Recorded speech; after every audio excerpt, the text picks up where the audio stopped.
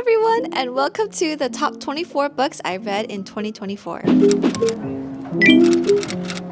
Please know that this list was very difficult to make a decision on because there was no absolute obvious winner. I liked all of these books and I forced myself to rank them. Also, you might find that I rated some of these books 5 stars, yet they rank a little lower than the other star rated books. That's because, yes, I finalized this list based on how much I liked the book, but also what left a lasting impression. And now that some time has passed, I've been able to reflect on it a little bit more and realize how much I've been thinking about certain books. So let's get started, shall we? Starting us off at number 24, we have Legends and Lattes by Travis Baldree. This is a cozy fantasy book and might not be everyone's cup of tea because some people who do read fantasy are looking for that very high stakes. You know, those you have to pass a life-threatening competition or you have to have someone's life on the line in order for you to do something for your goal, like that kind of story. But that's not in this book. In this book, our main character just wants to settle down, open up a coffee shop in a place where they don't know what coffee is. Okay, that might be a struggle, but I still really enjoyed reading how she progressed with the coffee shop, and that probably has nothing to do with my side fantasy of opening up a coffee shop one day. The connection she makes with the people in that town, it gave such a small town cozy vibe where everyone kind of knew each other and she had those regulars, minus a couple of troubles here and there. But for the most part, I liked reading it because it felt like I was watching a friend succeed with her business, so that was a really good feeling. Next, we move on to number 23, Zodiac Academy, The Awakening, which is the first book by Caroline Peckham and Suzanne Valenti. I read this for a Dark Academia video, and prior to reading this, I was told basically that it reads like bad TV. You know, kind of bad content, but very entertaining. And apparently I like bad TV.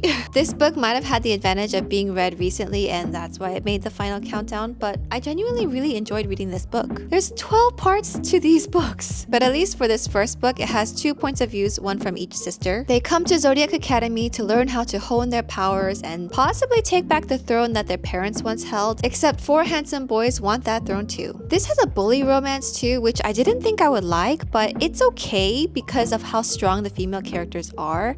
I mean, it reads okay, bullying is not okay, but because of how well they prove themselves, how strong they are, it's kind of enjoyable to read to see them show the boys, hey, I have this much more power than you. So it feels more like, yeah, you go girl. So yes, I am planning on reading the rest of this series. Number 22 is The Housemaid by Frida McFadden. I surprised myself with this ranking. I didn't think a psychological suspense thriller would make it on my final countdown, but here we are. Our female main character, the housemaid, works for this couple who's seemingly perfect but not really, and then stuff happens. And I know that's like a really ambiguous summary plot, but I don't want to give anything away because not knowing the details is part of the fun. I think this book made the rankings because the twist really got me. I was not expecting that at all, and I appreciated that I was surprised. But am I gonna read the second and third book? Maybe not. I think I'm just gonna appreciate this first book for what it is and leave it at that. Number 21, Nora Goes Off Script by Annabelle Monaghan. Oh well, isn't this such a cute book? I've gotta be honest, I didn't think much of it in the beginning of the book, and I kind of found it difficult to care for the characters or the relationships, but in the end it really did get me. I also have to give kudos to the author. The third act conflict wasn't bad or forced. It was pretty okay, like pretty good actually for having to have a third act conflict, and I find that that's actually kind of hard to come by in a romance book. Usually I'm kind of like, ugh, roll my eyes, okay, let's just get this over with because I know they need to have this third act conflict in there. But this one, it was not bad. I was like, oh, that makes sense. There was what I thought one missed opportunity to show off to the ex-husband, but oh well, it was okay. It was fine. This was a really cute story and one that I would recommend. And yeah, safe to say I like this book and I will definitely be reading another Annabelle Monaghan book. Number 20, When in Rome by Sarah Adams. This was my first Sarah Adams book, and to be honest, I wasn't expecting much from it, which kind of seems to be a theme in general. I just don't have very high expectations apparently. But with this one, I just thought it'd be a really corny romance and I was just hoping for the best. But it was so sweet and wholesome. She's a famous pop star who gets stuck in a small town. Sometimes in the small town romance books, the town people are a little bit overprotective of the guy and he's usually been hurt by a different out-of-town girl, so they're not as nice to the newcomer, which, okay, it's understandable from the townspeople point of view, but as the reader reading from the point of view of the out-of-town girl, she didn't do anything, so you don't have to be so mean. But in this case, it wasn't like that, and they were really accepting of her and nice to her, even though they were still nosy, of course,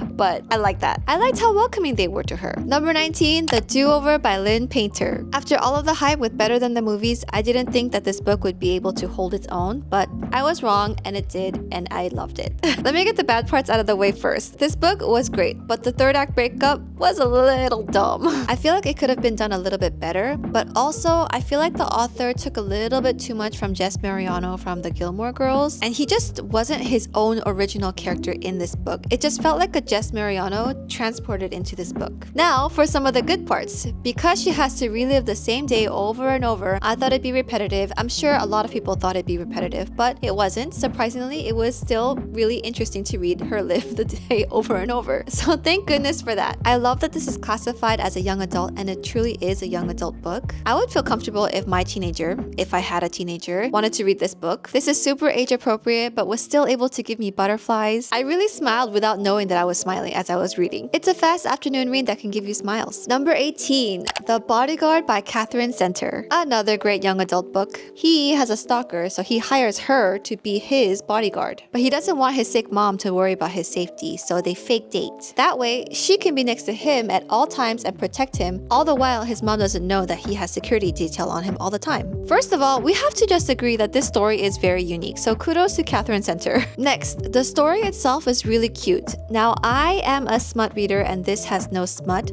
but yet I was still able to feel the feels and really enjoy the book. It was just that good, and the main characters are both really likable. Next, number 17, we have Elanor Olaf is Completely Fine by Gail Honeyman. Oh, you guys. Oh boy, this book is a lot. It's a heavy hitter of a novel, but it's also kind of funny. It's a humorous literary fiction about Elanor Oliphant, who struggles with social skills and says exactly what she's thinking. There is no sugarcoating with her. Then she meets this IT guy at work. Together, the two of them help an elderly gentleman who has fallen on the sidewalk, and the three of them end up being friends. I know that alone doesn't sound appealing to read, and you kind of don't even understand what the plot is. And this book barely has a subplot of romance, but I'm telling you, this book is so good. I definitely have to read this again to get the full experience and really take what it has to offer, because there's just so much. I thought Elanor Oliphant was funny, straightforward, and most of all, lovable. Even though she wasn't super lovable to some of the characters in the story. I also feel like daughters who have mother-daughter issues might enjoy this in particular. Number 16, Babble by R.F. Kuang. This behemoth. Initially, this book was very intimidating and I was like, no, I don't know if I'm gonna enjoy this. Huge, thick book and small font. Oh man, I was like, oh, if it wasn't for that video that forced me to read this book, I don't know if I would have braved reading this. I was just hoping it wasn't gonna be boring, but look it made it into the top 24 of 2024. There was a lot of extra information, I'm not gonna lie, and sometimes it did feel like I was reading a book on etymology. Some of it was fascinating to learn about, some of it was not. Overall though, I feel like I learned some history and got some cultural perspectives on history, and actually was captivated by this book. This fictional book is so interesting, with its silver bars that can be magically used for certain purposes depending on what words you brandish them with, but it also gives you actual history, especially on the way that books were translated back then. I enjoyed the sort of innocence that our main character Robin had. I enjoyed the tight friendship group that he made, but I also enjoyed the not so pleasing moments too, where there was a Chinese guy who was trying to get on a train. He had a valid ticket to get on the train, but the train employee was denying him entrance. And it's because the man was Chinese and the guy thought he was dirty and just didn't want him to get on the train. And obviously there's a language barrier there. So Robin is kind of pushed to go help him, and he ends up not really trying to even help him because he thinks that it might cause trouble for himself, which was really selfish, but also very realistic. It was just very interesting to read those types of scenarios. And there's so much that this book touches on, I can't say it all here. But this book made me want to be better at being bilingual. And I love that. It was almost like reading a motivational book on being good at languages.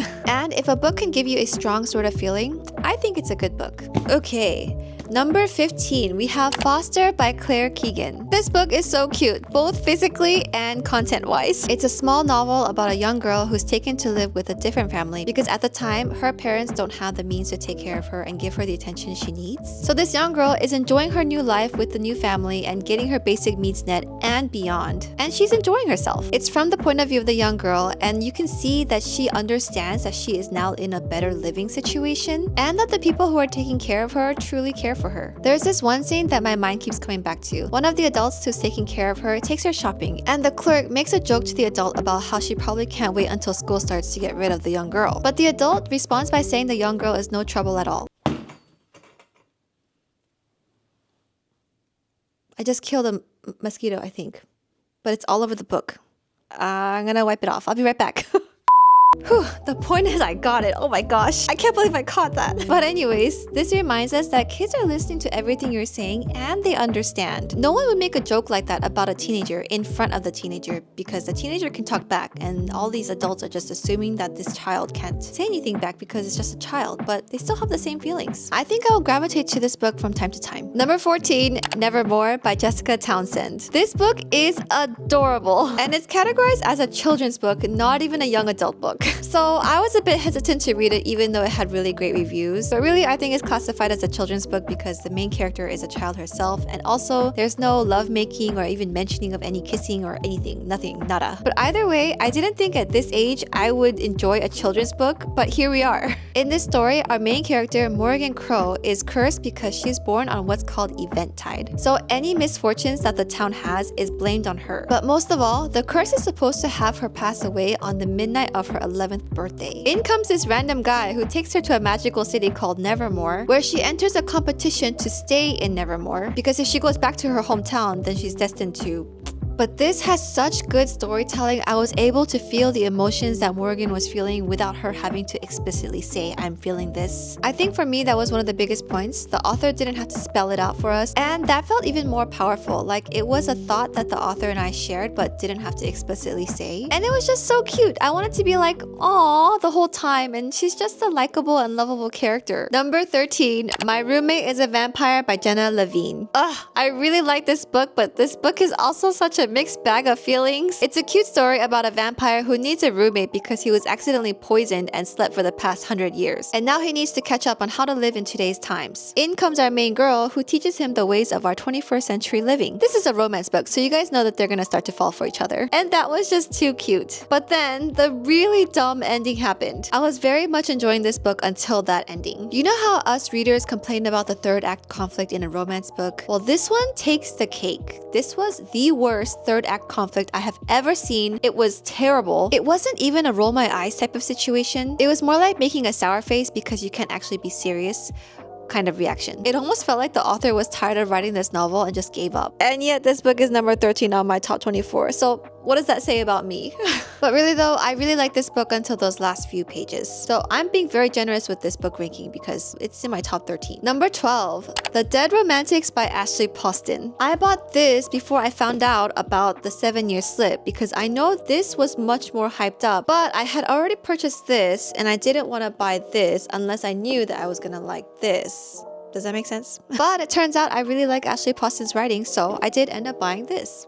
So before I read this book, I purchased this during a big, huge book haul. And when I read the back, I was not interested in reading this at all. Because the premise is that she's a ghostwriter who returns back home where her family owns a funeral home. And the reason she has to go home is because her father has passed away. But there, she falls in love with the ghosts. So I read that and I was like, okay, I probably will not like this book. But since I bought it, I should at least attempt to read it, right? And I'm so glad I did. Parts of it caught me by surprise and the ending was okay. I feel like I could have seen where it could have done better, but not bad really. It was really enjoyable and I cannot wait to read this book if this book has way more hype than this book. Number 11, The Rom-Commers by Catherine Center. This is a woman's romantic comedy. Man, Catherine Center can write books. I didn't think I'd like this book because again, like The Dead Romantics, I didn't find the premise to be intriguing, but the subplots and the emotional pull that this book gave me were so good. They were so real, and maybe because I'm an older sister, but this made me understand her feelings without me being in her specific situation. There's this one part where she fights with her sister, and that felt like such a raw and real moment, and I feel like it made the book really solid, even though it's supposed to be a happy rom-com story. Okay, top 10, here we go. Number 10, Half a Soul by Olivia Atwater. This is a historical fantasy. I love the way they used to talk back then with the niceties and the formal gestures. In this book, our female main character gets cursed by a fairy who takes half her soul, which make it difficult for her to feel certain emotions like fear or embarrassment. For us, as the reader, it makes for a funny story because she just doesn't give an F while she's navigating her life. It's also set in the Regency era, so young ladies are trying to get married, but she just doesn't care. It's funny. And then she falls for someone I actually wasn't expecting her to fall for. So that was a nice turn of events. I just really like this book. Number 9, Finley Donov is Killing It by L. Cosimano. This is a humorous women's sleuths fiction. There's just a lot that happens even in the first 100 pages of this book, and I really really appreciated that. There wasn't so much fluff to set the tone, it just got going right away. I also liked how smart it was. It's a page turner for sure. I also liked that I was rooting for the main character even though she's technically an accidentally contracted killer. You know, morals out the window. Of course, there were a few things that weren't the best, but I don't think any book is perfect, and I felt like I could overlook that. Everything else was smart though. I do plan on reading the next books in the series. The epilogue intrigued me. Please, second book, don't disappoint me. Number 8, The Wicked King by Holly Black. Yes, this is the Cruel Prince series, and this is book 2 in the young adult fantasy trilogy. Wow, this book actually surprised me and had me rereading some of the sentences to make sure that I was reading it correctly and understanding exactly what's going on. Granted, this is the second book in the series, so I was a little bit more invested into the story. And of course, the characters are more developed and the story is more refined, and therefore the reader is more invested. But Holly Black took that opportunity and really gave it to us. It was written pretty well, and because this is the second book in the series, that's all I'm gonna say. Number 7, Cruel Winter with You by Ali Hazelwood. This is a short contemporary romance book, and it's only available on Amazon as an ebook or an audiobook. But this book is so cute! It's a best friend's brother's romance, and it's hard to be connected to the characters of a standalone novella, but Ali Hazelwood pulls it off with her fantastic writing and great storyline. I think what made me gravitate to this book a little bit more is because the characters had a history, and the guy was just pining for her this whole time. Plus, they were both successful. She's smart and successful as a pediatrician, and he's smart and successful as a tech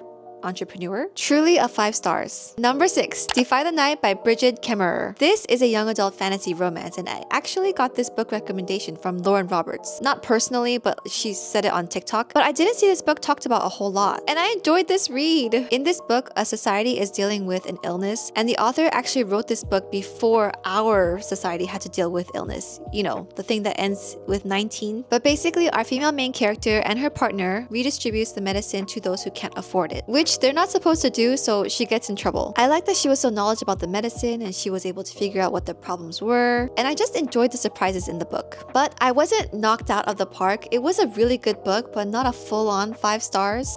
I would recommend it to people. It's over a 4 stars type of book. Number 5, we have Divine Rivals by Rebecca Ross. We've made it to the top 5 people. This is a young adult magical realism fantasy romance. Basically, there's a war going on between gods in this book, and our female main character has a brother who's on the front lines of the war. She's missing him, so she types out a letter to him just to get her thoughts out and doesn't think further of it. And then, lo and behold, someone responds to that letter, except it's not her brother. I was enjoying this, but it wasn't like an, oh my gosh, I love this book. So I was debating on what rating I should give it the entire time I was reading it, because I was enjoying it, but I don't know if it was a 5 stars or not. But in the end, there's just something about war times that just brings heaviness to a story, and I felt that weight. Also, this ends on a great cliffhanger, so I have to read Ruthless Vows. Number 4, Carval by Stephanie Garber. This paranormal fantasy romance about a girl who goes with her sister to some magical performance was such a good read. When they get to the performance, her sister goes missing, and it turns out that the whole point of the performance is for people to go and find the sister. Except our female main character slowly realizes that this may not be just a game and that her sister might actually be in danger. I've said it before, but it was almost kind of like imagining an Alice in Wonderland kind of thing, because nothing was as it seemed. There was something so odd and magical about the place as she was looking for her sister. I documented my sincere and real-time reaction to this book in my 24-hour reading challenge, and you can see how genuinely shocked I was with all the twists and turns. I've also heard that the series gets better and better as you go on, so I'm assuming that the rest of the series will be in my top 25 of 2025 next year. Okay, top 3. Number 3, we have Shatter Me by Tahera Mafi. Okay, I was shocked by Carval, but I was shocked and swooning with Shatter Me, which is ranked 1 higher. This is a young adult dystopian novel about a girl who can't be touched, or else if someone touches her, they'll be in extreme pain, and if touched long enough, they'll pass away. But of course, I heard the hype for this book, so I just wanted to read it, even though I really did not like this cover. I mean, of course, now that I've read it and I really like this book, I like the cover a little bit better, but didn't like it at all at first. So because I didn't like the cover, I checked it out from the library. I read it, loved it, returned it, then bought a whole set because I just loved it that much. Unfortunately, the subsequent 2 books in the series weren't a 5 stars for me, even though this one was, but I still really liked it and it was still a high 4 stars. So it's safe to say that I love this series. I also like how fast it reads. Next, we have number 2, Lessons in Chemistry by Bodyguard. This book was so good and gave me so many feelings. I loved how strong the female main character was. I felt like I could really feel all of her emotions. The love, the fury, the sadness, and the happiness. This book was just written so well. And although this is fiction, I know that women in the past were treated just like this. Like a woman wasn't a whole person on her own. I love the way the author described the male love interest. We're told that he's not a handsome man, but she doesn't go into the details of why he's not handsome. Like, she doesn't give any physical details. And she left it up to the imagination of the reader. And by doing that and showing how he treats her like a real partner, we can understand that he's not attractive, but we can still root for the relationship and be invested in it. I love how smart our female main character is and how she empowers other women. And I love that I even learned a couple of food science stuff from her. Alright, we have now made it to number 1. Number 1 is gonna be The Right Move by Liz Tomford. This is book 2 in the Windy City series, and this is gonna be in the sports romance category. This was such a great read. I skipped the first book and went straight to the second book, and that's completely fine because they're interconnected standalones. In this book, our female main character has just broken up with her boyfriend and ends up living with her best friend's brother, who is also a hotshot professional basketball player. Well, they end up needing to fake date because the basketball player needs to show that he's not just fixated on basketball only, whereas the female main character needs to show her cheating ex-boyfriend that she's just fine without him. I love a fake dating trope. Oddly enough, I didn't rate this 5 stars initially, yet it's taking the number 1 spot. Now that some time has passed, I find myself thinking about this book from time to time, and I think it left a bigger mark on me than I thought. So at this point, I would actually like to bump this up to a 5 stars. I really enjoyed this read. The situations made sense and it was satisfying until the very end. I definitely have to read the rest of the series except for the first one, Mile High, because no one seems to like that book. But that is my top 24 books of 2024. Thank you so much for watching and caring what I have to say about these books. I'll see you in the next video. Bye!